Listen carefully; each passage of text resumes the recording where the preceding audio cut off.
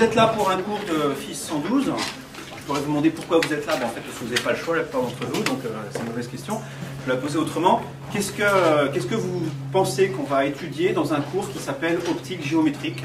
Est-ce que vous pouvez me donner quelques mots-clés, quelques noms de trucs qu'on va étudier probablement, des choses qui vont, des concepts qui vont revenir dans ce cours? Lentille, objectif, télescope, convergence, divergence, foyer-image, longueur d'onde, j'ai entendu? Oui. Alors, la plupart de ces choses-là, effectivement, on va en parler. Longueur d'onde, pas tellement. On va voir que l'optique géométrique, justement, c'est la partie de l'optique où on néglige tout ce qui concerne l'aspect ondulatoire de la lumière. Je vais y revenir tout à l'heure. Et on ne sera pas tellement amené à parler de longueur d'onde. Mais tout le reste, oui. Est-ce qu'il y en a parmi vous, dites-le franchement, est-ce qu'il y en a parmi vous qui n'ont jamais entendu aucun des mots qu'on vient de prononcer? D'accord? Et il y en a d'autres, il faut que je le sache, c'est pas un problème, encore une fois. D'accord. Alors, ce qu'on appelle optique, effectivement, optique géométrique en particulier, ça fait intervenir tous les mots que vous avez dit là, et d'autres. Quand on dit optique géométrique, ça sous-entend qu'il y aurait une autre optique, qui serait non géométrique, ou qui serait autre chose. Est-ce que vous savez, qu'est-ce qu'on peut mettre après optique comme adjectif, qui différencie ça de l'optique géométrique? Pour ceux qui vont continuer après à faire de la physique parmi vous, vous étudierez l'optique d'une autre manière, vous étudierez ce qu'on appelle l'optique ondulatoire. Alors je ne l'ai pas rappelé, je vais le faire tout de suite. L'optique, c'est l'étude de la lumière, essentiellement. Il y a plusieurs manières d'étudier la lumière. On peut considérer que c'est constitué de rayons lumineux, des sortes de traits tout droits qui se propagent en ligne droite, c'est ce qu'on va faire dans ce cours-là. Et on peut aller plus loin en considérant que ce sont des ondes. Ça s'appelle l'optique ondulatoire, et ça fait appel à tout un pan de la physique, qui est la physique des ondes. Et ça, vous ferez ça, pour ceux qui continuent parmi vous, vous ferez ça l'an prochain. On va quand même en parler ici un petit peu. L'optique ondulatoire, c'est ce qui permet d'expliquer des phénomènes comme la diffraction, les interférences. Et quand on étudiera les instruments d'optique, on sera amené à étudier les phénomènes qui limitent la qualité des instruments d'optique. On verra que la diffraction, par exemple, c'est un de ces phénomènes-là, donc je serai amené à en dire deux mots, mais on ne les étudiera pas en détail. Alors, on va faire ça de façon séquentielle. On n'a pas beaucoup de cours ensemble, un 6, vous allez voir que ça passe vite. Et essentiellement, ce que je voudrais qu'on couvre dans ces 6 séances d'une heure et demie, c'est d'abord de vous rappeler ce qu'on appelle les lois de la réflexion et de la réfraction, ce que vous avez appelé peut-être les lois de Descartes dans notre cours, donc ça je vais les rappeler. Je vais étudier quelques systèmes très simples qui font appel à la réfraction et à la réflexion, notamment le miroir plan, ce qu'on appelle les dioptres plans, c'est-à-dire les surfaces entre un corps transparent et un autre corps transparent, genre surface entre de l'air et du verre, ou entre de l'air et de l'eau. Puis on verra des surfaces courbes, genre des miroirs courbés, ça sert à faire des télescopes par exemple.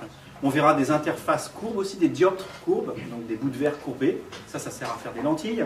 On étudiera du coup comment est-ce qu'on utilise les lentilles pour faire des images, et du coup on terminera le cours sur plusieurs manières de former des images, c'est-à-dire on a quelque chose qui émet de la lumière à un certain endroit, on s'arrange pour envoyer cette lumière à un autre endroit pour en faire une représentation qui ressemble au truc de départ. Alors, si vous avez dessiné un Mickey lumineux ici, vous voulez que sur un écran, par exemple, vous ayez un autre Mickey lumineux. Ou bien quand vous mettez votre œil, vous voyez le Mickey lumineux qui est ici, qui soit plus grand ou plus petit ou qui semble plus loin. Voilà. Donc on va vouloir modifier le trajet de la lumière pour altérer des objets et en faire des images qui sont différentes de l'apparence initiale de l'objet. Ça s'appelle des instruments d'optique, tout ce qui permet de faire ça. On étudiera la loupe, probablement le télescope, la lunette astronomique, peut-être un peu le microscope, et on verra si on a le temps de faire des choses plus élaborées. Mais déjà, si on arrive au bout de ça, ça sera déjà pas mal. C'est peut-être des choses que vous avez déjà vues, d'une certaine manière, vous avez déjà abordé tout ça. Je vous invite quand même à prêter attention au cours. À beaucoup d'endroits, on va faire ça de manière plus rigoureuse que ce que vous avez fait avant, de manière un peu différente, parfois de manière plus formelle, et c'est censé ça vous préparer aussi à faire d'autres choses après, dans la suite de votre cursus, à faire des choses plus formelles aussi. Donc c'est aussi le formalisme qu'on va introduire qui est important. Encore une fois, ne prenez pas peur, le mot formalisme ça peut faire peur, ça va être des choses simples, mais il va falloir être rigoureux quand même quand on va faire des raisonnements en optique. D'accord ? Alors c'est parti, on va commencer par le chapitre 1, qui va s'appeler simplement réflexion et réfraction.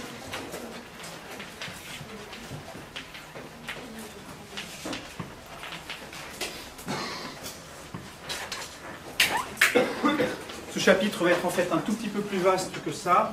Je voudrais d'abord introduire les principes fondamentaux de l'optique géométrique. Il y en a un principe fondamental.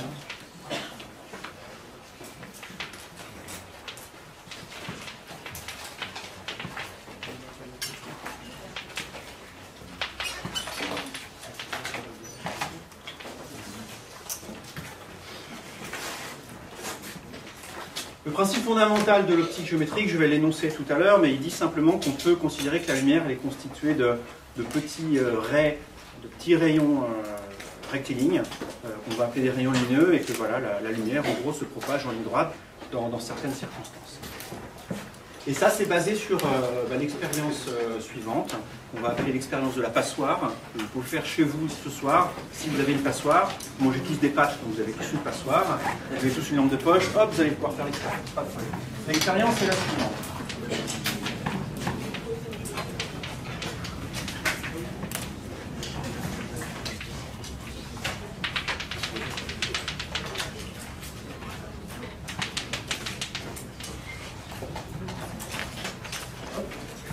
Ça, c'est une passoire. Et on éclaire cette passoire avec une lampe torche, avec un faisceau lumineux qui vient d'une lampe. Donc là, vous avez votre belle maglite qu'on vous a offert à Noël. Hop, avec le petit bouton on, stock. Et on envoie de la lumière comme ça. Ce que c'est censé représenter ici, ça, c'est un faisceau lumineux comme ça, qui a une forme donnée. Hein. Vous avez tous en tête le ray de lumière formé par une lampe. Si vous envoyez ça sur la passoire, vous allez vous apercevoir qu'en sortie, je vais matérialiser ça un petit peu mieux comme ça, c'est vraiment quelque chose de dense ici, hein. Ça remplit le cylindre qui est ici, la lumière, et quand on envoie ça là-dedans, la lumière ne sort que par les petits trous de la passoire, et vous avez quelque chose comme ça.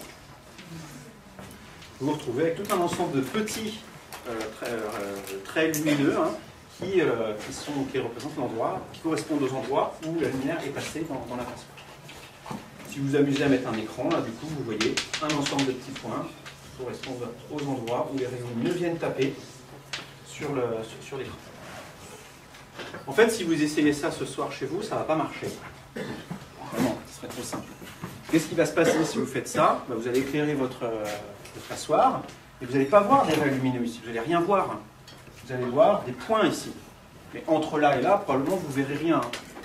Ça, je vous mets en garde, on va appeler ça des rayons lumineux.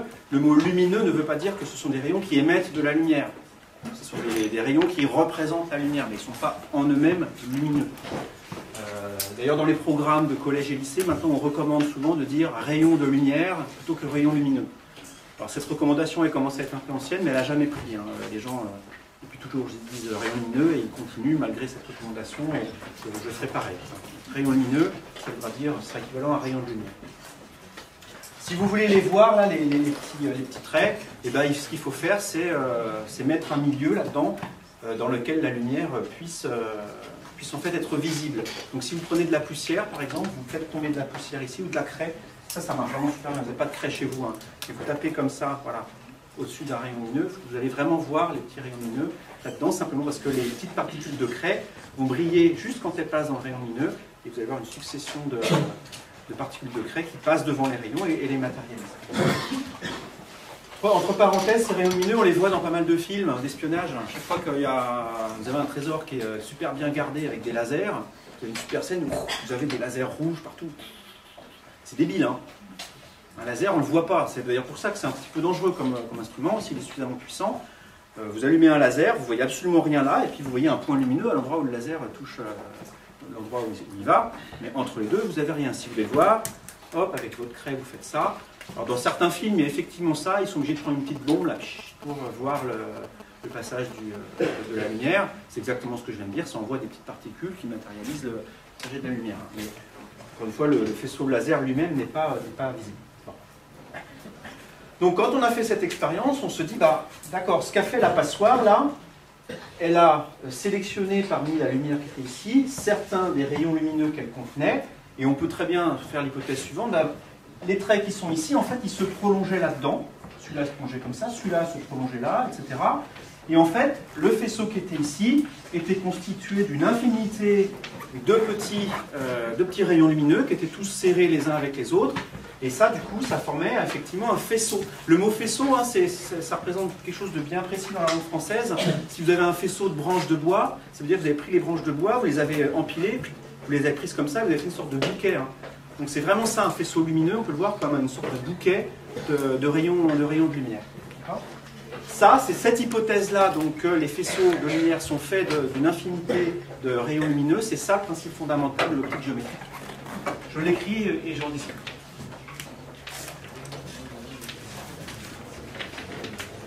Les faisceaux lumineux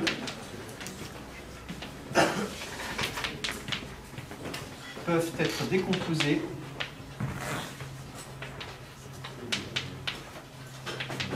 en une infinité de rayons rectilignes. Voilà, rectiligne, je vais en parler après. Pour l'instant, je vais juste mettre de rayons lumineux que l'on peut étudier de manière indépendante.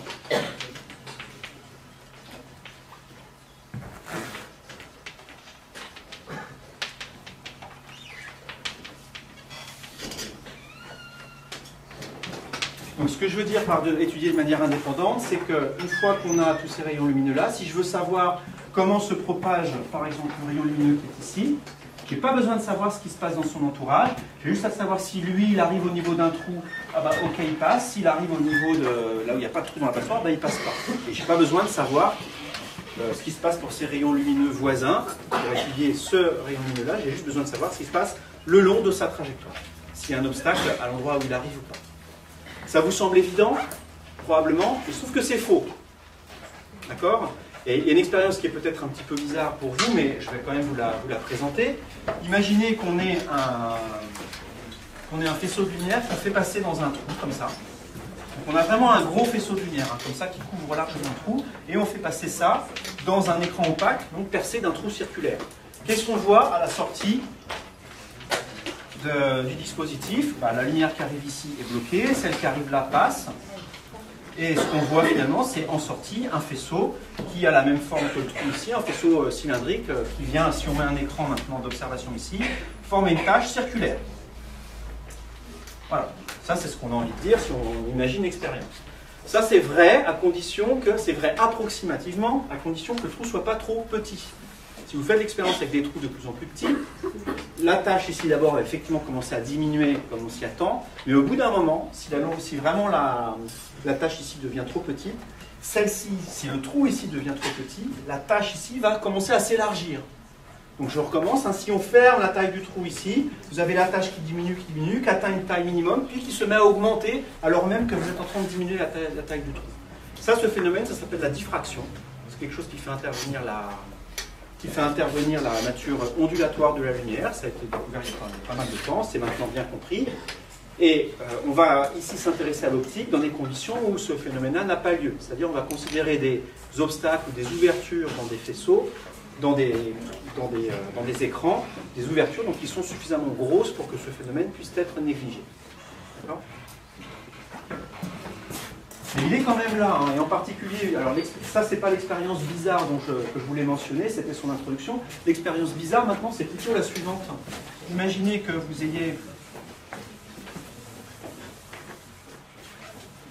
un trou ici qui soit petit, que vous envoyez là-dedans de la lumière qui passe juste à l'intérieur du trou. Donc on éclaire pas du tout l'écran lui-même, on envoie la lumière vraiment qu'au niveau du trou. Hein. On s'arrange pour faire ça d'une manière ou d'une autre. Si le trou ici est suffisamment petit, et ben la lumière elle part quand même comme ça, en faisant une tâche élargie, si on met un écran plus loin. C'est-à-dire que même si elle n'a pas du tout vu les bords, on a l'impression qu'elle est passée partout dans un endroit où il y avait de l'air simplement, hein, et ben le simple fait qu'il y ait un trou ici, ça élargit le faisceau. Ce phénomène de diffraction, là, c'est pas juste comme on pourrait imaginer dans un premier temps, la lumière qui tape sur le bord et puis qui part en sucette. Hein. C'est pas ça, c'est plus compliqué. Donc tout ça pour vous dire que le principe qui est ici, du coup, il serait mis en défaut dans les situations que je viens d'énoncer là.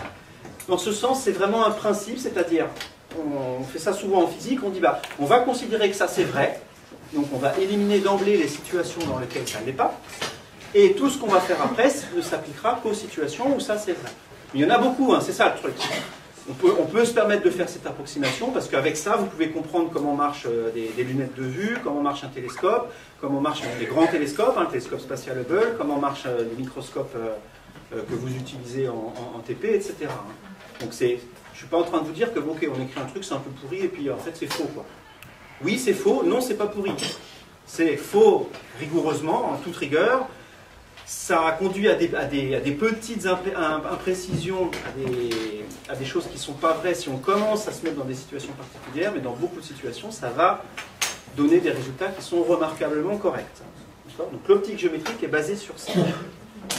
Il y a un deuxième pan au principe fondamental. Une fois qu'on a ces rayons lumineux, il y a une deuxième partie de la phrase qui est que les rayons lumineux se propagent en ligne droite.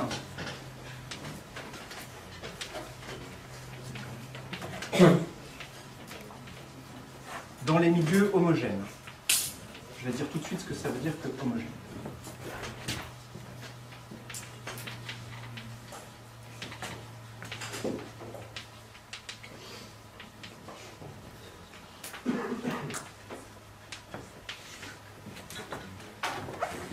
Un milieu homogène, c'est un milieu qui a les mêmes propriétés partout. Vous avez un bloc de verre, le bloc de verre est homogène si vous n'avez pas de bulle dedans, si vous n'avez pas un endroit où le verre est plus dense que l'autre, etc. Donc les propriétés sont les mêmes en tout point du milieu. Donc, dans ces milieux, les rayons lumineux se propagent en ligne droite.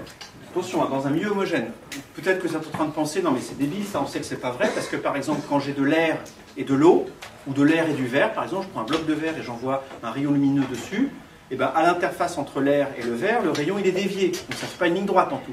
Ben non, parce que ce n'est pas un milieu homogène. L'air et le verre, il y a des endroits où c'est de l'air et il y a des endroits où c'est du verre. Donc on ne peut pas considérer tout ça comme un milieu homogène. Par contre, dans l'air en lui-même, oui, c'est un milieu homogène, ça se propage en ligne droite, et dans le verre en lui-même aussi. Et quand ça passe de l'un à l'autre, c'est pas forcément le cas. Ça, on y reviendra tout à l'heure.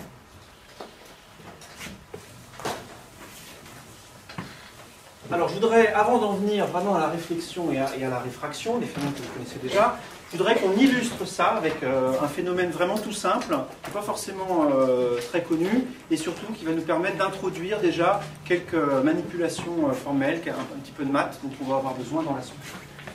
Et ça s'appelle sténopée.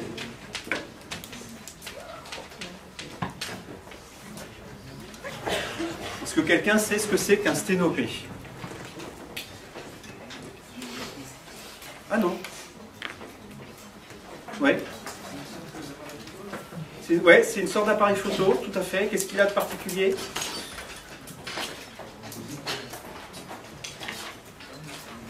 Non? Personne ne sait? Ben, c'est un appareil photo super simple, il n'y a pas de lentille. Vous pouvez le faire chez vous, hein, avec un boîtier normal. C'est juste un trou. En fait, vous prenez une plaque, faites un petit trou dedans. Derrière, vous mettez un écran d'observation. Voilà, vous mettez ça dans le noir, vous faites une boîte. Et vous apercevez que si vous faites ça, si vous arrivez d'une manière ou d'une autre à regarder dans la boîte ce qui se passe ici, vous allez voir une image inversée de ce qu'il y a devant.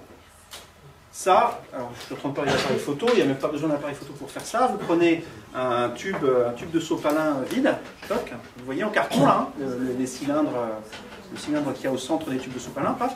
Vous mettez sur un côté un bout de papier, un bout de carton opaque, vous percez d'un petit trou. Vous mettez de l'autre, alors non pas un écran parce que ça va être dur d'aller voir, à moins de mettre quelqu'un dedans qui attende que vous ayez fini, ça va pas marcher. Vous mettez un bout de calque sur l'autre extrémité du carton, ici, donc le tube est comme ça, vous mettez ici un carton avec un petit trou, et là, ici, vous mettez un calque. Et vous allez vous apercevoir que si vous avez un objet suffisamment lumineux devant vous, vous mettez le truc comme ça, donc vous arrangez qu'il n'y ait personne parce que vous avez un peu d'arbette avec le tube de sopalin, mais vous allez voir ici sur l'écran du coup, hein, en calque, une image inversée de ce qui se trouve devant. On va étudier tout de suite, assez rapidement, mais je vais quand même dire une deux choses, ce système optique qui est vraiment extrêmement simple. Comment ça marche? Ça marche de la façon suivante. Imaginez que vous ayez ici un point qui émet de la lumière. On va appeler ça un point lumineux. Allez, même mieux, je vais introduire le mot de source lumineuse. Une source lumineuse, pour nous, ça va être quelque chose qui émet de la lumière dans plusieurs directions. Voilà. Donc ça émet de la lumière par là. Je viens de dire hein, on va considérer ici que la lumière peut être décomposée en une infinité de rayons lumineux, c'est ce que je vais faire ici. La source, la lumière qui est issue de la source, je la décompose en tout un tas de rayons lumineux. Parmi ces rayons, il y en a un qui va passer dans le trou. Donc il va continuer là-bas, il va venir taper sur l'écran ici, alors que tous les autres vont passer à côté et ne vont pas traverser le système. Donc si vous avez une source lumineuse qui est ici, vous allez vous retrouver à cet endroit-là avec un point lumineux. C'est pas super exaltant comme scène, on va faire un truc un peu plus rigolo. Mettons maintenant une deuxième source lumineuse.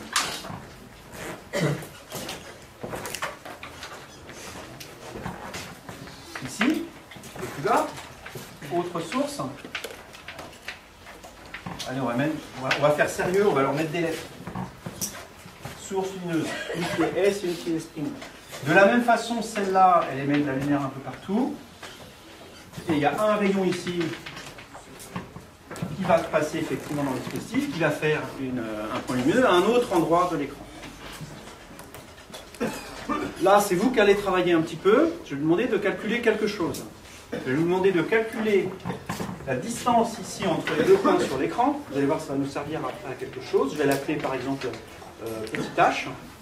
Connaissant grand H, la distance entre les deux sources de départ, et vous aurez aussi besoin de deux autres quantités qui sont ici petit l, l'écart entre le trou et puis l'écran d'observation, et vous aurez besoin de grand L,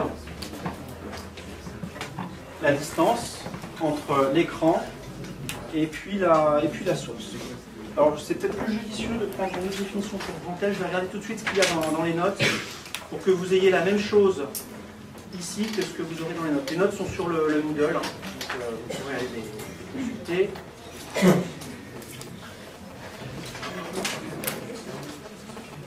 C'est effectivement ça que j'ai considéré.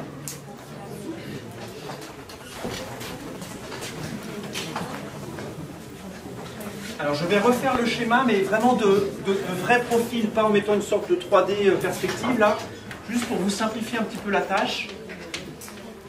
La situation que j'ai dessinée, c'est la suivante. Hein. On a un trou ici, un rayon lumineux qui fait ça, un autre qui fait ça. Je vous demande ici la distance H, connaissant L, grand L, et puis ici, grand H. À vous de jouer.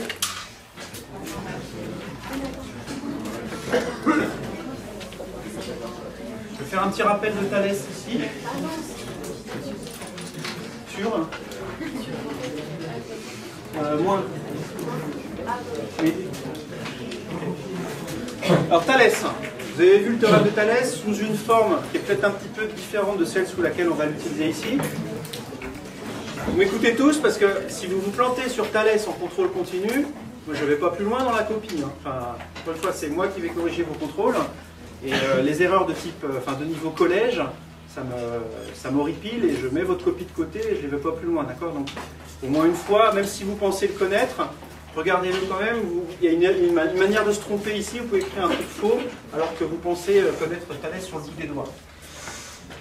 Thalès, le théorème de Thalès, vous dit la chose suivante: si vous avez deux droites comme ça qui se coupent entre elles, et si en plus vous avez deux droites parallèles qui viennent couper ces droites-là, c'est un peu compliqué, il y a quatre droites, bon.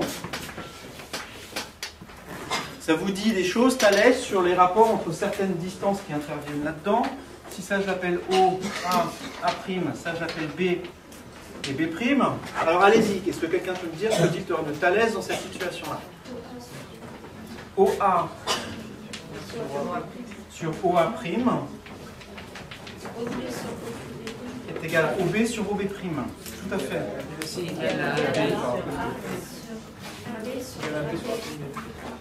Et c'est aussi égal à celui-là sur celui-là. Oui.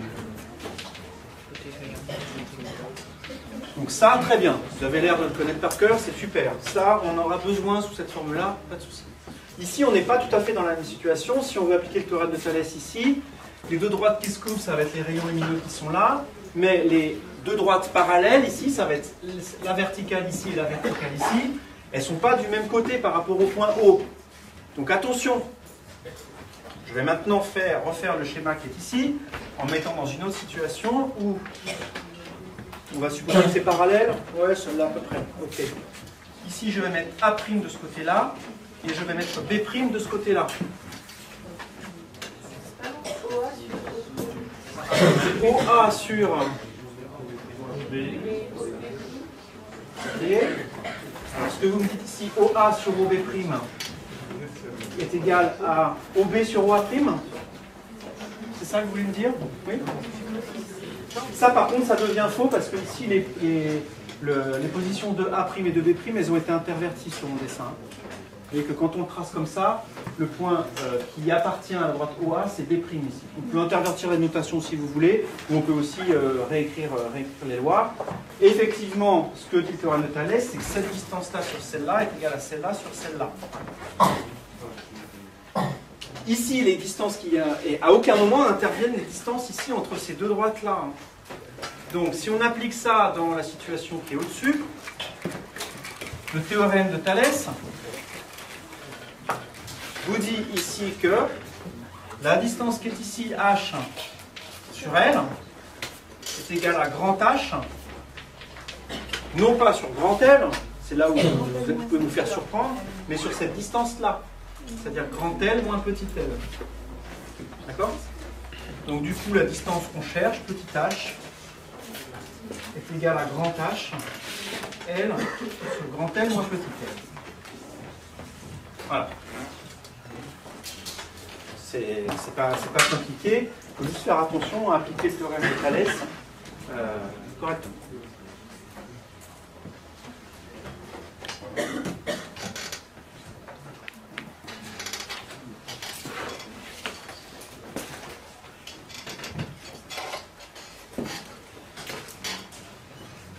Ok. Donc, ce qu'on est en train de dire ici, une des conséquences de cette égalité-là, c'est que la distance petit h ici, elle est proportionnelle à la distance grand H. D'accord? Si j'ai un éléphant ici avec un éléphanteau à côté, allez, dessinons un éléphant. Non, voici. Non. Allez. Situation plus intéressante que celle-là, dessinons un éléphant.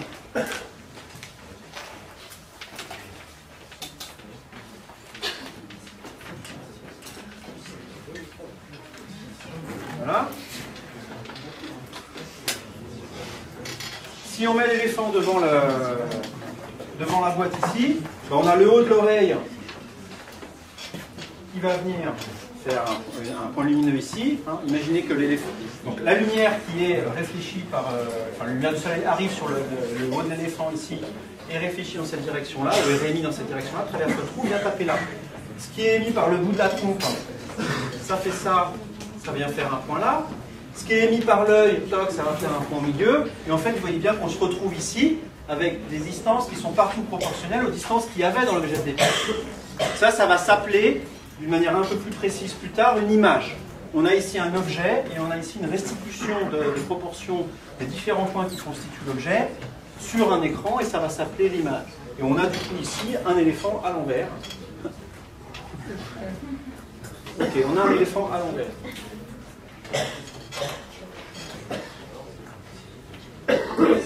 Ok, bon, on a un éléphant à l'envers. Ça sera plus facile sur la vidéo et Photoshop. Donc on se retrouve ici avec effectivement quelque chose qui ressemble à l'objet. Donc ça, c'est une première manière de faire des images en optique. Donc vous voyez que c'est extrêmement simple. Ça, ce dispositif-là, on peut en construire un, mais il y en a qui sont tout faits dans la nature. Hein. Il y a vraiment plein de situations où ça se produit. Alors, une situation un peu rigolote. Moi, la première fois que j'ai vu ça, c'était c'était en passant une nuit en montagne dans un chalet en bois. Parfaitement, je vous raconte ma vie, c'est comme ça. Et il y avait en fait, dans une des planches qui constituait le chalet, il y avait un trou en fait, un nœud du bois qui était parti, il y avait un trou.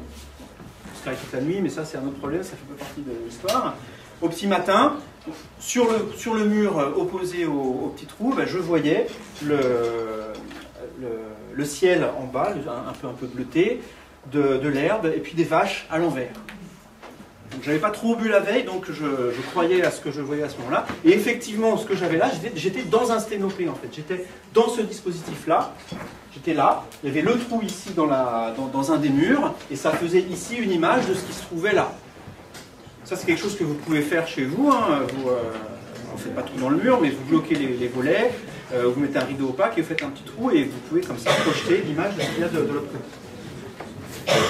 Une autre situation où ça se produit, un peu rigolote où ça se produit, mais ça c'est beaucoup plus rare à voir, c'est quand vous vous trimballez en forêt, vous avez les feuilles, le feuillage, quand il y a encore les feuilles, qui viennent se faire des petits trous, enfin ça masque le ciel, puis tout d'un coup, de temps en temps ça s'écarte et puis ça fait des petits trous qui laissent passer la lumière.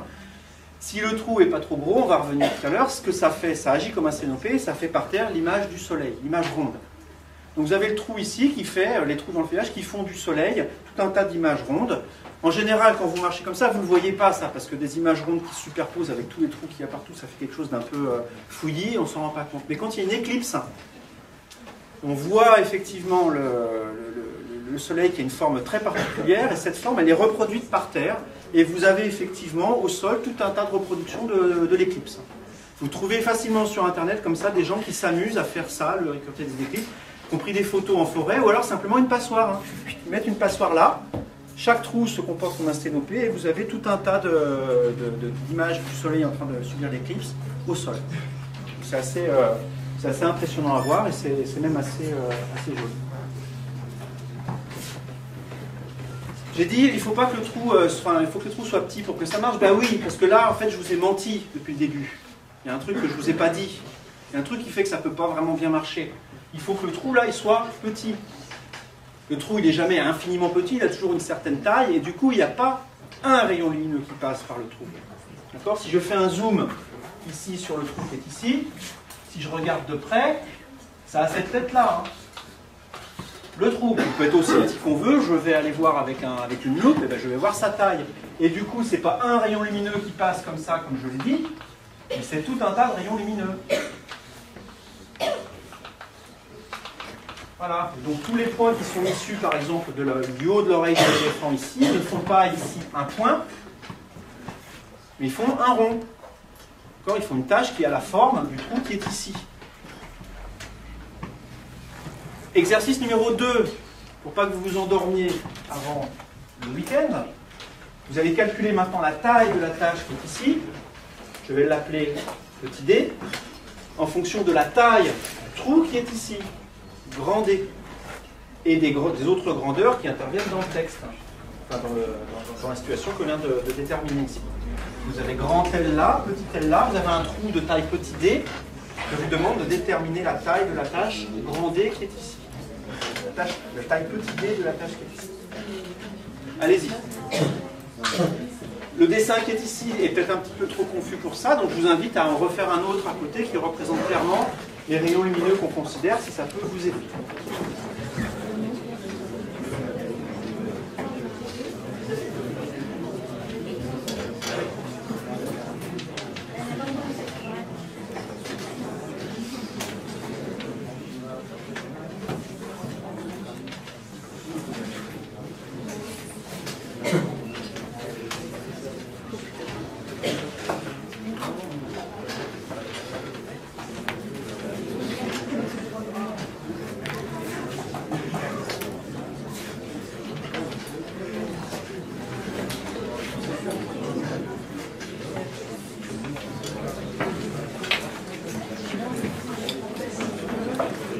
Quelqu'un peut me donner un résultat?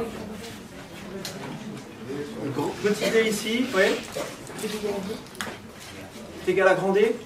Non, ça c'est pas vrai. Alors sur mon dessin, ça l'est un peu, mais on voit bien que le faisceau ici, il s'élargit. Il arrive là, donc ça va être un peu plus grand là, forcément. C'est encore Thalès?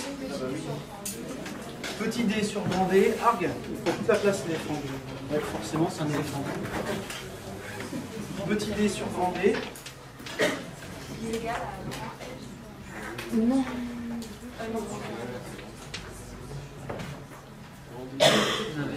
Ça divisé par ça est égal à, d'après Thalès, tout ça divisé par tout ça. D'accord? Donc c'est grand L sur grand L moins petit l. Si ici on a une certaine taille et qu'on va 2 fois plus loin, cette tâche-là sera 2 fois plus grosse. Si on va 3 fois plus loin, elle sera 3 fois plus grosse. La taille de la tâche ici est proportionnelle à la distance totale. C'est ce que dit la relation ici. C'est aussi encore une fois une application de Thalès. Hein. Si on trace ça, si on représente cette situation vraiment de profil, on a ici quelque chose comme ça, on a petit d qui est ici, on a grand d qui est ici, c'est l'inverse, et les distances qui sont ici sont grand L et ici petit l. On a ça divisé par ça qui est égal à tout ça divisé par ça. Et donc la taille de la tâche petit d donnée par d grand L sur L moins petit l. Donc la taille de la tâche est proportionnelle à la taille du trou. Donc si on a un trou trop gros, qu'est-ce qui va se passer ici? Le haut de l'oreille de l'éléphant ne va pas faire un point, mais va faire une tache. Le bout de la trompe va faire une tache aussi. En fait, on va avoir ici une image de l'éléphant dans laquelle chaque point est remplacé par une tache. Ça a un nom quand on fait de la photo. Quand votre photo, chaque point est remplacé par une tache, on dit que votre photo, elle est quoi? Elle est floue. C'est exactement ça la définition du flou. Hein. Donc vous vous retrouvez ici avec un éléphant qui est flou et qui est d'autant plus flou que le trou ici est important. D'accord?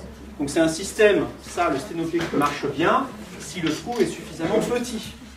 Pour les gens qui s'amusent à faire de la photo, donc si vous avez un moyen simple de faire ça, vous prenez un appareil dans lequel l'objectif est interchangeable, vous prenez ça.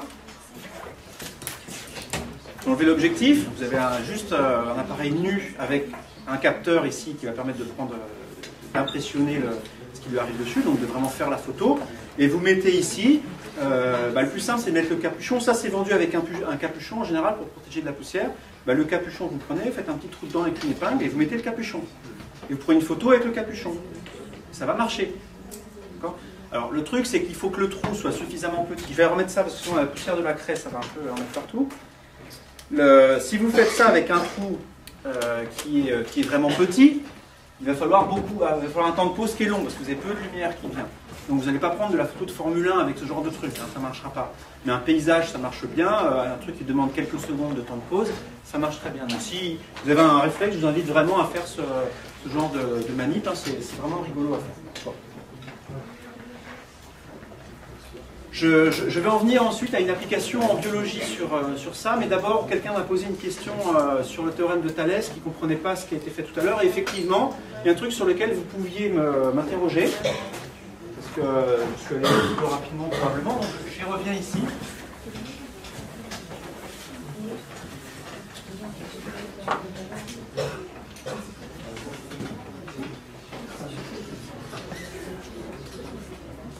On avait une situation, alors je prends une situation où les deux droites sont du même côté, juste pour simplifier la notation, mais ça ne change pas grand-chose.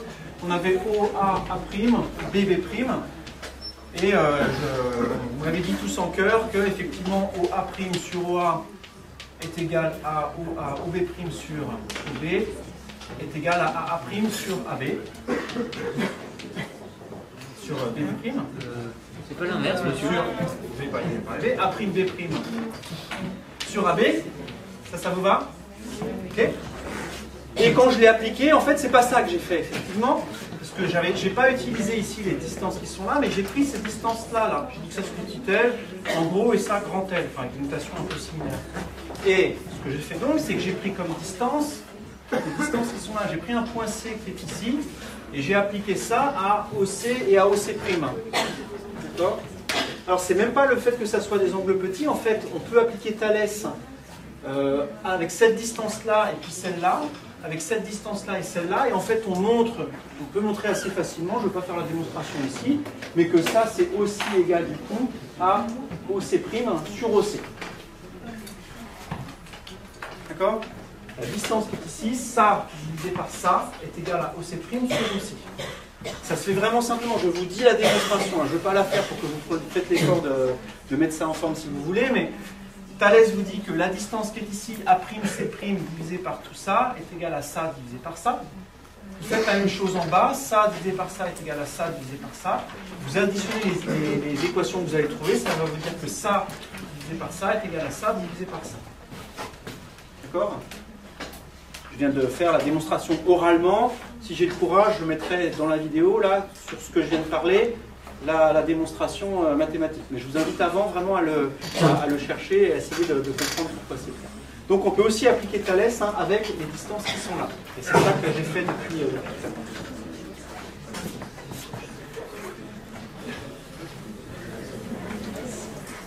Alors le sténopé, je parlais de biologie, et effectivement il y a une application assez intéressante de ça.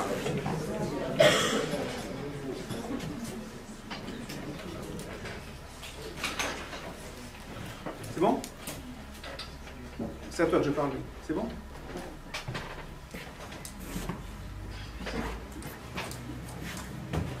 Non, j'ai dit que je restais calme. Je vais rester calme pour la première fois. Donc, biologie, c'est ça? Je parlais de biologie. Vous entendez parfois des gens dire ouais, l'évolution, Darwin, tout ça, c'est n'importe quoi, parce que il y a plein de preuves que la nature ne peut pas faire des trucs parfaits. Par exemple, un truc qu'on entend tout le temps, c'est, on vous dit, l'œil. Puis l'œil humain, c'est un truc mais tellement parfait, c'est pas possible que ça vienne de l'évolution. Si on essaye de faire quelque chose qui vient en gros des amibes et puis pof, ça évolue, ça peut pas donner un œil avec des étapes intermédiaires valides, c'est simplement pas possible. Bien sûr que si, et on comprend même exactement, les biologistes, ils savent exactement comment est-ce qu'un organe qui marche a pu évoluer avec la sélection naturelle pour donner un œil. Et l'histoire, elle est assez, moi je la trouve assez intéressante. Donc je vous fais juste un peu comment est-ce qu'on sait aujourd'hui que l'œil est apparu et s'est transformé dans ce qu'il est aujourd'hui. Dans les organismes qui, assez primitifs, on va dire, certains organismes assez primitifs, sont apparus des pigments sur la peau des animaux qui étaient sensibles à la lumière. Ça, et par hasard, hein, par des mutations génétiques, il y avait tout un coup, paf, ça leur faisait un truc quand il y avait de la lumière. Bon. Ça, il se trouve que ça peut donner un avantage sélectif à ces espèces-là, c'est-à-dire qu'elles peuvent plus facilement survivre et plus facilement se reproduire et donc avoir des descendants qui ont les mêmes caractéristiques qu'eux. Donc ce gène va se propager plus facilement. Pourquoi? Parce que si effectivement ils sont sensibles à la lumière, ça veut dire qu'ils peuvent être sensibles par exemple à l'apparition d'un prédateur. Si vous êtes un poisson et puis que tout d'un coup vous sentez une ombre qui arrive, vous pouvez fuir. Si vous ne fuyez pas, vous faites bouffer. Si vous fuyez, même si c'est juste une ombre, vous ne savez pas trop où elle est, vous fuyez dans une direction, vous avez une petite chance de vous en sortir. Donc vous gagnez un peu à la course à l'évolution par rapport à l'espèce qui n'avait pas cet avantage. Une fois qu'on a ces animaux-là qui ont effectivement, alors je vais tracer ça comme ça. Ça, c'est un animal primitif. Je ne suis pas biologiste, hein, donc c'est vraiment le principe ici que je vais vous faire. Je ne vais pas vous donner le nom d'espèce. Donc lui, il a sur lui des molécules qui sont sensibles à la lumière et il a un moyen de percevoir qu'il y a de la lumière qui lui arrive dessus. Si certaines de ces espèces ont maintenant, au niveau de leur peau, au niveau où c'est sensible à la lumière, si elles ont des rides. Imaginez que l'animal, maintenant, il ait la peau qui fasse quelque chose comme ça. Voilà. Ça arrive, hein, aux animaux qui sont un peu plus ridés que d'autres. Ça, c'est un super avantage, encore plus que d'avoir une police sur laquelle on a des pigments photosensibles, parce que si maintenant l'animal ici sent que, par exemple, il y a de la lumière qui arrive sur ce côté-là, ça veut dire quoi? Ça veut dire que très vraisemblablement, la lumière elle vient d'ici. La lumière qui vient de là est après sur ce côté-là. D'accord? Donc avec ces replis comme ça de la peau, il y a une première détection de la directionnalité de la lumière qui parvient sur l'animal. Si il a la lumière qui lui arrive ici et que la lumière est là, donc l'ombre elle vient d'ici, il a intérêt d'aller là-bas l'animal. Ça veut dire qu'il y a quelque chose ici qui lui bloque la lumière. Inversement, s'il a plus de lumière ici que de ce côté-là, il a intérêt à partir par là-bas. Donc ça donne aussi un petit avantage à cet animal-là. Et ce qui s'est passé au fil de l'évolution, c'est que ces replis-là se sont presque refermés. Et on est arrivé à des animaux qui avaient des organes qui sont devenus assez spécialisés, qui ressemblaient à ça, sur la peau. Ici, un trou, quelque chose qui se fermait. Hein. Et puis, du coup, ça fait un sténopé. Ça, c'est une coupe, mais vu en 3 dimensions, ça serait vraiment une sorte de sphincter hein, qui se ferme sur une cavité comme ça qui contient des cellules photosensibles. Ça ressemblait à un œil. Hein. Les cellules photosensibles sont là, et là, effectivement, si vous avez ici un éléphant, vous allez voir l'image de l'éléphant là, et se sont développés en même temps des systèmes de neurones qui pouvaient analyser ça et voir comme il faut. Ça se fait dans l'eau, hein, tout ça. Ça se fait dans l'eau. C'était des animaux aquatiques qui faisaient ça. Il y en a encore, hein, il y a certains mollusques qui ont des yeux qui marchent exactement comme ça. Hein, certaines méduses, certaines sèches. Voilà. Donc là, donc c'était dans la mer, il y avait de l'eau de mer ici, et puis là aussi. Un autre avantage évolutif qui est arrivé, c'est que ça serait bien que ça se ferme ici. Parce que là, si vous avez une crevette qui vient nager dans votre œil, c'est pas cool. On veut protéger l'œil des crevettes. Donc ici, petit opercule transparent qui ferme la cavité. Ça peut sortir de l'eau du coup. Donc, si une espèce, pour une raison ou pour une autre, a des descendants qui commencent à être un peu amphibies et puis à se retrouver dehors, ils s'emportent avec eux un bout de mer. Là-dedans, c'est du liquide physiologique. Ça commence à être un œil. Ensuite, il se trouve que c'est déjà pas mal, mais la quantité de lumière ici, pour que ça forme une image nette, elle est quand même pas très importante. Il faut que l'œil soit bien fermé ici pour que le sténopé marche. Si c'est ouvert, ça fait une image floue. Certains animaux se sont ensuite développés de manière à ce que ça forme, l'opercule qui est ici transparent forme une forme de ce type-là, c'est-à-dire une lentille, et du coup, ça on le verra après dans le cours, on peut avoir ici une ouverture beaucoup plus grande, avec ici, donc quelque chose en forme de lentille, ici une cavité sphérique, avec derrière des cellules photosensibles, ça c'est ce qu'on appelle la rétine, ça c'est l'intérieur de l'œil, et ça va être la cornée, puis éventuellement le cristallin. Voilà. Ça commence à être un œil. Après ça, il y a encore des perfectionnements qui peuvent se produire, mais voilà en gros comment est-ce que l'œil est apparu, comment est-ce que l'œil humain s'est formé au cours de l'évolution. Donc si vous entendez des gens vous dire que ce que j'ai dit tout à l'heure, l'œil c'est trop parfait pour que, vous leur ressortez ça.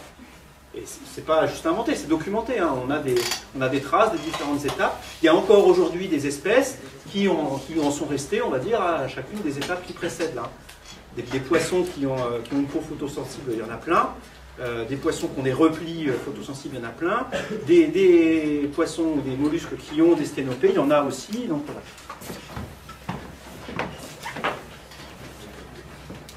Est-ce que vous avez des questions sur ça? Non, ça va? Ok, donc ça clôt ce que je voulais dire sur ce système simple qui est le sténopé. Et j'attaque maintenant le cœur du chapitre 1, loi de la réflexion.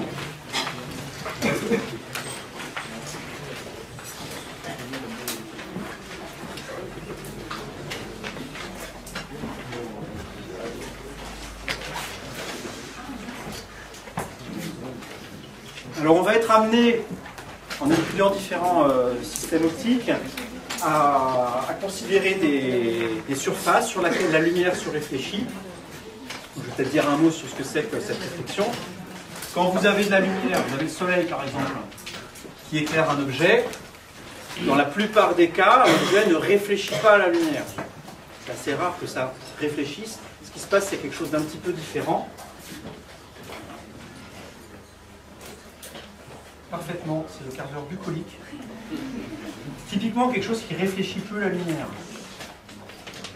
Une fleur, quand la lumière arrive sur la fleur, ici sur la pétale, la lumière qui vient d'ici, elle repart ensuite dans toutes les directions. Alors en fait, ça s'appelle aussi réflexion. Il se trouve que le mot réflexion est assez général. Le phénomène auquel on va donner le nom de réflexion ici, ça va être un phénomène un peu différent, ça va être sur des surfaces qui sont polies, la surface de métaux par exemple, sur lequel la réflexion ne va pas se faire de cette manière-là, c'est-à-dire la lumière ne va pas se comporter comme ça, ça va être plutôt quelque chose un bout de métal, on a de la lumière qui arrive dessus, et dans pas mal de situations, la lumière qui arrive d'une direction donnée ne repart que dans une autre direction bien définie. La lumière qui arrive là ne repart pas dans cette direction-là, ni celle-là, mais elle repart par là-bas. à une direction incidente donnée correspond une direction émergente donnée. C'est ce que vous appelez, vous, la réflexion. Quand vous regardez la réflexion d'une montagne sur un lac, c'est ce phénomène-là qui rentre en jeu. Donc c'est celui-là qu'on va considérer maintenant. Ce phénomène de réflexion obéit à une loi extrêmement simple que je vais vous rappeler. Et on va ensuite voir les conséquences de cette loi. Alors je vais avoir besoin quand même d'introduire un petit peu de vocabulaire. Donc, je vais considérer ici une surface réfléchissante, dans le sens que je viens de dire, qui est plane.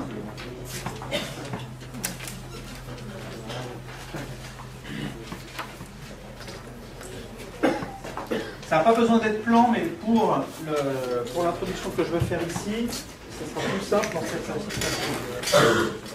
Je vais considérer un rayon lumineux qui arrive sur cette surface. Donc ça va s'appeler le rayon incident.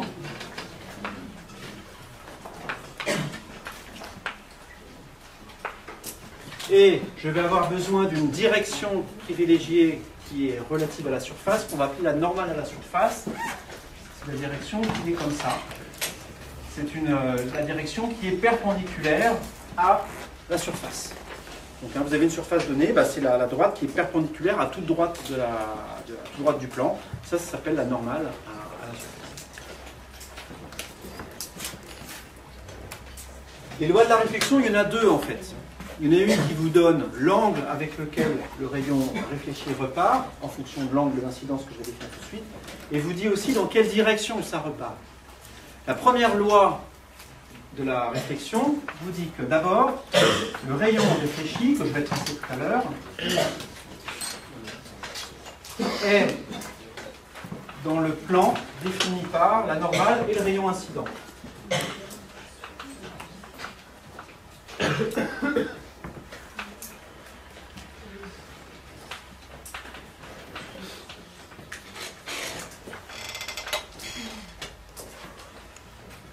Et le rayon incident. Ça, ce plan-là, c'est ce qu'on appelle le plan d'incidence. Le plan d'incidence, par définition, c'est le plan qui contient la normale et le rayon incident. Donc ici, ça serait, si on traçait ça en 3 dimensions, ça serait un plan qui serait comme ça. Voilà. Le plan en pointillé ici que j'ai commencé à esquisser contient le rayon incident et contient la normale. D'abord, le rayon réfléchi va être dans ce plan-là. Ensuite, il a une direction bien donnée. Si cet angle-là, je l'appelle θ. Le θ qui est ici, on l'appelle l'angle d'incidence. Alors, le rayon réfléchi repart dans une direction qui est aussi donnée par θ. Ça repart avec le même angle. Et ça, on appelle ça l'angle réfléchi. Et la loi de la réflexion vous dit que l'angle réfléchi est égal à l'angle d'incidence.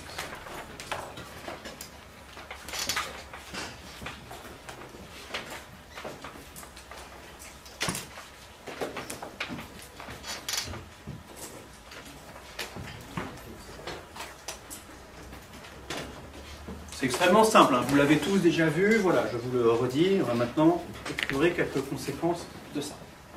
Sauf si vous avez des questions, évidemment.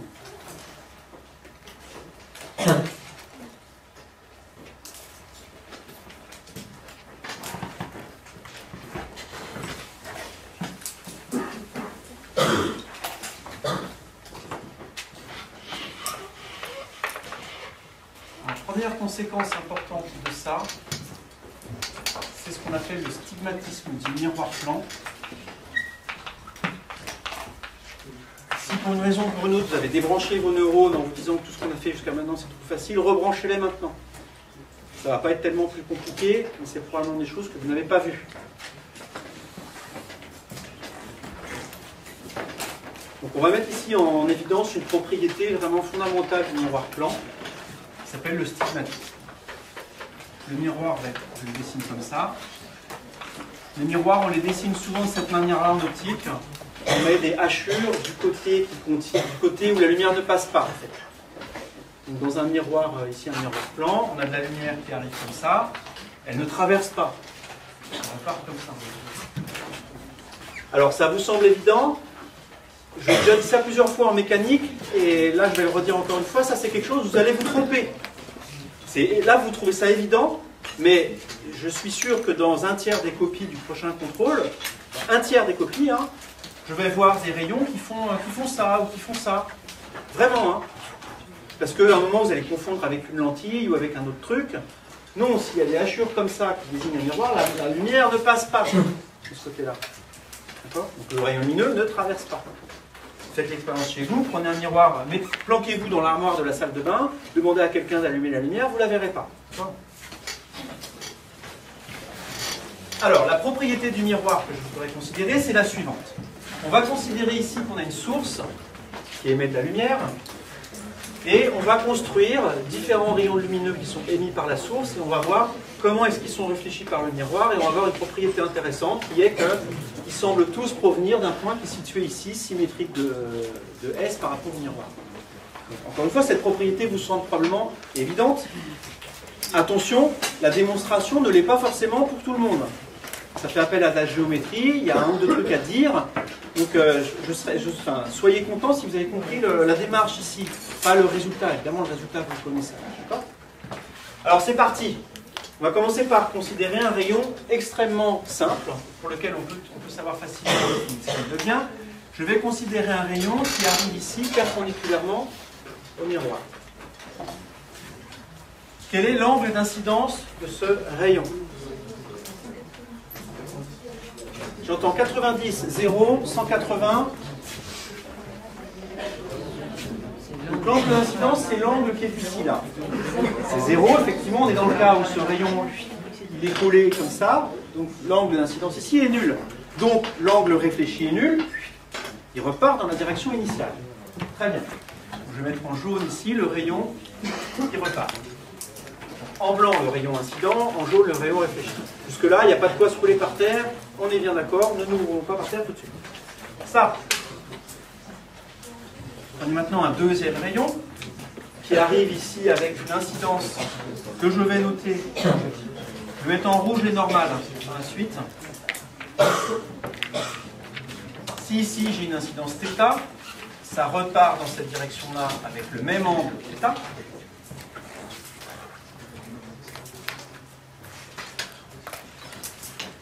Et vous allez voir que ça va être intéressant pour la suite de tracer le prolongement de ces points-là. Je vais adopter un système de couleurs cohérent quand même. Je vais mettre des couleurs. Donc je vais mettre en jaune les rayons réfléchis. J'ai dit donc lui, je vais le retracer mais en jaune. Voilà.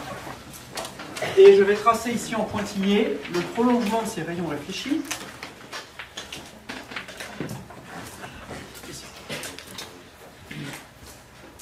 Pour quelqu'un qui se trouve de ce côté-là du miroir.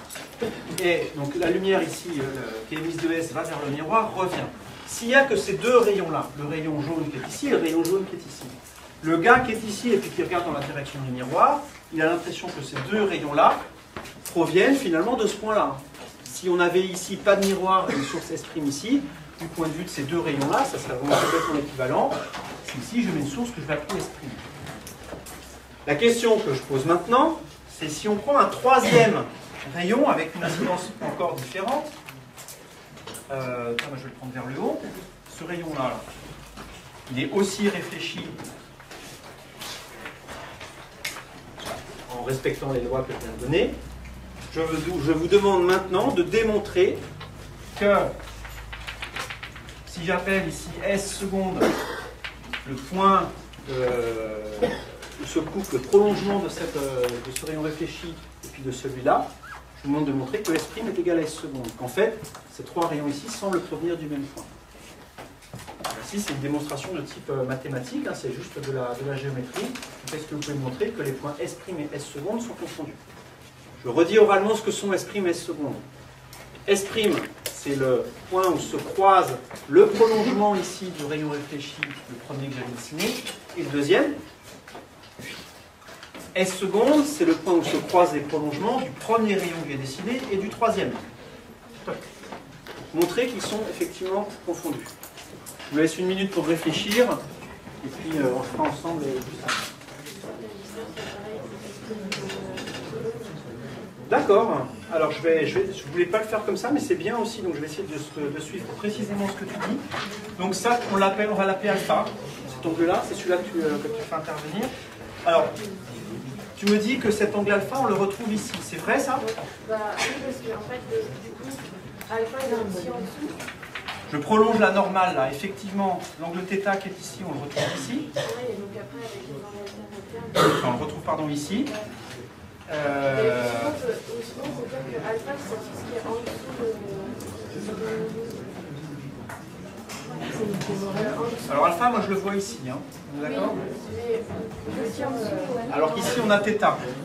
Oui, non, mais en dessous, là, en dessous. Là? Voilà, et avec l'angle alterne, on trouve l'alpha qui est décidé. D'accord, on va faire ça comme ça. Ok. Alors, j'ai écrit beaucoup de choses, peut-être que c'est pas très clair. L'angle qui est ici, là, on l'a noté alpha, en fait, je vais le rappeler autrement. Si on connaît θ ici, quel est l'angle alpha? Voilà, alors je vais noter ça en radian, c'est pi sur 2 moins θ. On a un angle droit ici, hein. Donc l'angle rouge ici, c'est pi sur 2 moins θ. L'angle qui est ici, c'est θ, puisque c'est l'angle que fait cette droite-là avec cette droite-là. On vient de dire ici, d'après la loi de la réflexion, que ça c'est θ. Donc si on a θ là, on a aussi pi sur 2 moins θ ici.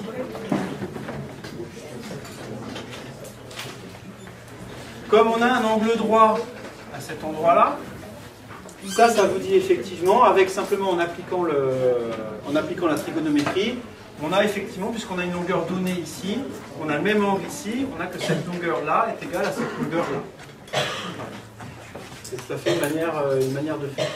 Bon, vous verrez dans les notes, il y a une manière un peu plus géométrique qui considère les propriétés d'un triangle isocèle, dont la hauteur ici est aussi une médiatrice. Ça fait appel à des souvenirs de collège. Mais bon, cette démonstration me convient aussi. Et donc, on obtient ici que, si ça j'appelle le point qui est ici O, on obtient que ES est égal à OS'. Pourquoi est-ce que c'est intéressant ça? Parce qu'on peut refaire évidemment la même démonstration avec le triangle du dessus. Avec le triangle du dessus, on montre exactement de la même manière que OS est égal à OS seconde, et donc que ces deux grandeurs-là sont égales. Donc les deux points S', S seconde sont confondus. Donc le dessin correct qu'il faut faire, là j'ai fait un correct exprès pour isoler S seconde, et finalement ce qu'on a c'est que le rayon ici passe par ce point-là. Et en fait, quel que soit le rayon incident ici, le prolongement du rayon réfléchi passe par S'. C'est un truc de fou ça quand même quand on y pense. Ça veut dire quoi?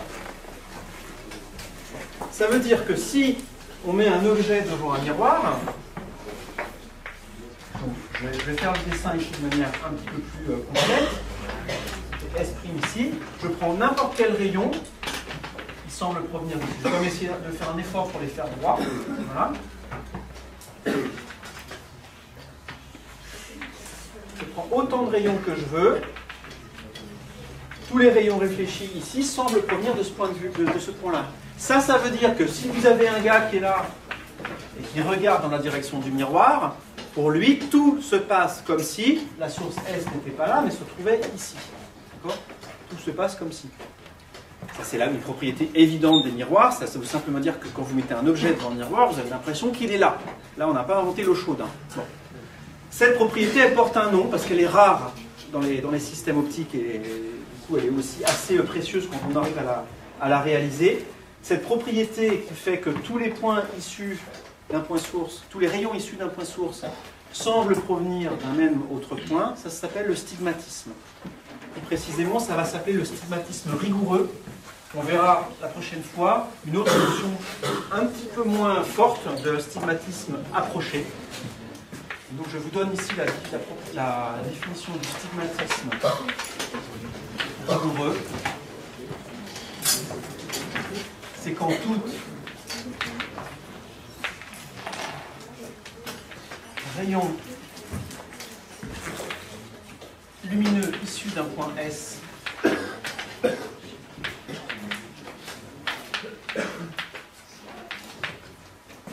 du coup on l'appelle lui l'objet,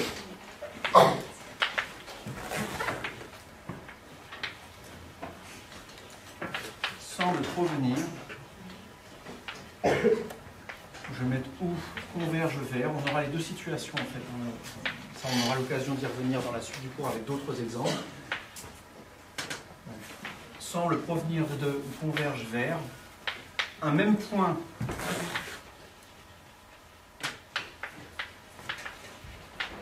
S', qu'on appelle l'image. C'est l'image de S. Si j'avais pris un autre point S, j'aurais obtenu un autre point S'. Donc S', c'est une image qui est associée à l'objet S. Donc faire une image en optique géométrique, en fait, ça veut dire ça de manière rigoureuse, c'est s'arranger pour que tous les rayons issus d'un point, ou bien aillent converger en un autre, ou bien semblent provenir d'un même point, comme c'est le cas ici. Et donc pourquoi ça est-ce que c'est intéressant? Dans le miroir plan ici, ça veut dire que vous avez transformé un objet qui se trouve ici en virtuellement quelque chose qui est ici. Tout se passe comme si l'objet était là. Donc tout se passe comme si vous aviez déplacé l'objet d'un point à un autre. Tout ce qu'on va étudier en optique géométrique, ça va être des systèmes dans lesquels cette propriété-là s'applique le mieux possible.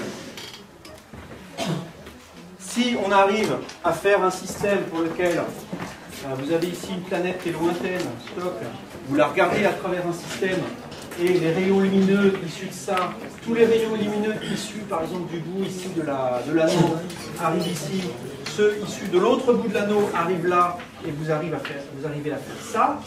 Donc si vous arrivez à transformer ça en ça avec la propriété qui est ici de stigmatisme, encore une fois, donc tous les rayons issus d'un point ici viennent converger en un point là, vous aurez fait une image. Si vous arrivez à la faire agrandir, vous aurez, c'est tant mieux, vous verrez mieux l'objet. C'est ça le but ultime de l'optique géométrique, c'est d'arriver à faire des systèmes de ce type-là. Si la propriété de stigmatisme ici n'est pas réalisée, c'est râpé ça. Qu'est-ce que ça voudrait dire que la propriété de stigmatisme n'est pas réalisée? Ça veut dire que parmi les rayons qui viennent du bout de l'anneau, là par exemple, j'en ai un qui vient ici, le rayon qui passe ici vient converger là, et le rayon qui passe encore plus haut ici irait converger ailleurs, genre ici. Ça ferait une grosse tâche. D'accord? Les lentilles, en fait, c'est le cas. Les lentilles ne vérifient pas le stigmatisme rigoureux. Arg. Pire, on peut montrer que très peu de systèmes vérifient le stigmatisme rigoureux. En fait, si on cherche des systèmes qui sont rigoureusement stigmatiques partout, c'est-à-dire vous mettez un point objet ici, vous aurez un point image qui vérifie le stigmatisme rigoureux de l'autre côté, il n'y a qu'un seul système qui fait ça. Alors, en fait, on vient de voir qu'il y en a un, c'est celui-là, c'est le miroir plan. D'accord ? Donc dès que vous prenez un système optique qui est plus compliqué qu'un miroir plan, cette propriété-là ne sera pas correcte. Ça semble anéantir tout espoir de faire des images avec autre chose que des miroirs plans. C'est un petit peu embêtant, hein. On aime bien se regarder dans les miroirs, mais au bout d'un moment ça suffit, quoi. Bon. Alors ce qu'on verra la prochaine fois, c'est qu'il y a une propriété de stigmatisme un petit peu moins forte, ça s'appelle le stigmatisme approché, dans laquelle on va voir que les points ici, certes, peuvent être différents, mais s'ils sont suffisamment proches l'un de l'autre, ça peut ne pas importer, finalement. D'accord ? Alors, il me reste 5 minutes, hein. Très bien.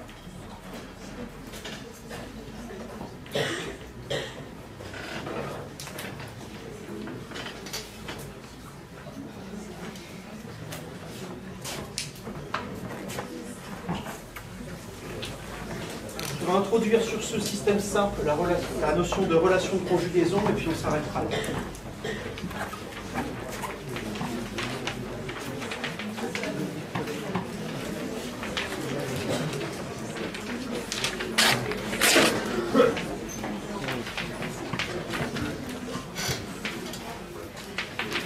Je prends un miroir ici, je vais considérer ici un objet. Maintenant, ce que je vais appeler objet, ça va être ce que j'ai dit là, c'est un endroit, un point d'où sont issus des rayons lumineux. Je vais l'appeler A, parce que assez souvent dans les formules que vous avez déjà apprises, en fait, vous avez appelé A les objets. Je vais l'appeler A. Ce qu'on vient de dire ici, c'est que pour un miroir plan, l'image se trouve ici, au point A' symétrique de A, par rapport au point ici, que maintenant, lui, je vais appeler S. De maintenant, S comme sommaire. La propriété qu'on vient de voir, elle s'écrit SA' est égale à SA. Si vous réfléchissez 2 secondes, vous apercevez qu'en fait, ça ne suffit pas pour déterminer la position de A'. Si je vous avais simplement dit Ben voilà, j'ai une situation avec A ici et S ici. Si je vous avais dit tracez-moi un point tel que SA est égal à SA', tracez-moi A', il y a une personne sur deux probablement qui aura mis A' ici. Ce point, le point qui est ici, là, vérifie aussi SA est égal à SA'. Ils sont au même endroit, donc à la même distance, d'accord? Donc on introduit, pour bien séparer les deux situations et vraiment localiser le point A', on introduit une notation en optique que je vous demande vraiment de maîtriser. Elle va intervenir tout le temps. Ça s'appelle les distances algébriques. C'est vraiment très simple.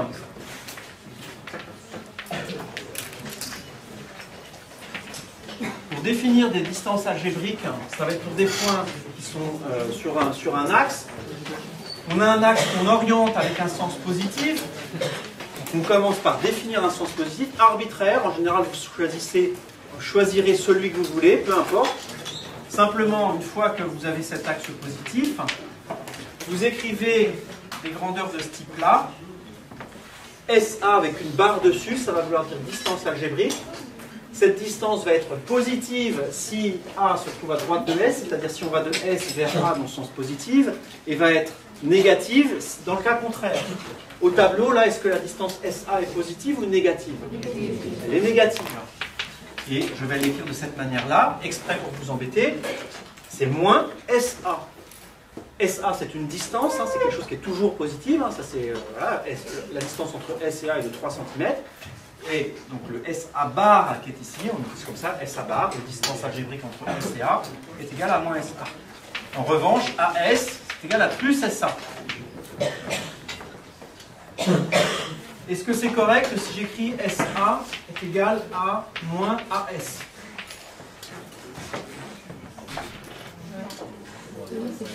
Oui. Qu'est-ce que ça veut dire la notation AS?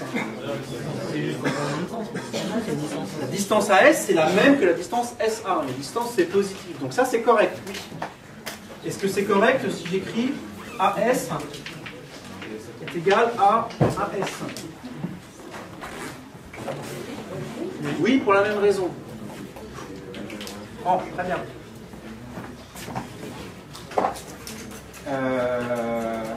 Les distances algébriques, elles permettent d'utiliser une propriété que ne vérifient pas les distances, qui s'appelle la relation Schall.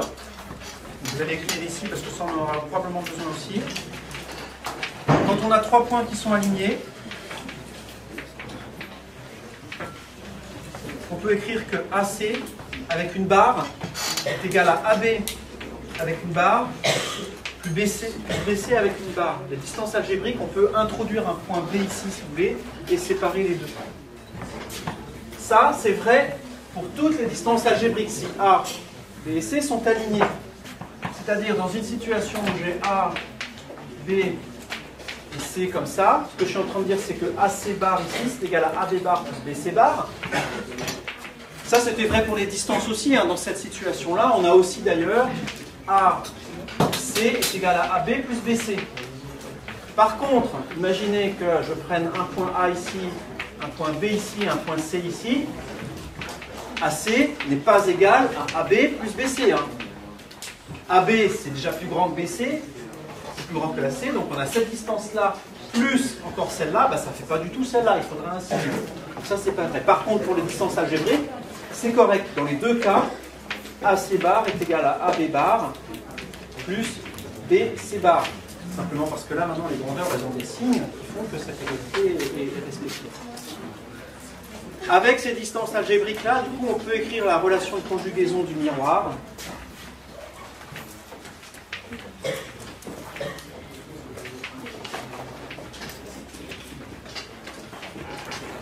Ça s'écrit simplement SA bar est égal à moins SA'. Ça veut vraiment simplement dire que A et A' sont symétriques par rapport à X. On en écrira beaucoup des relations, enfin beaucoup, plusieurs des relations de conjugaison pour différents systèmes optiques. On en écrira pour le miroir sphérique, on les écrira pour les lentilles, et il ne faudra pas se tromper, bien mettre des barres quand il y en a. Je insisterai sur ça, on s'arrête là pour.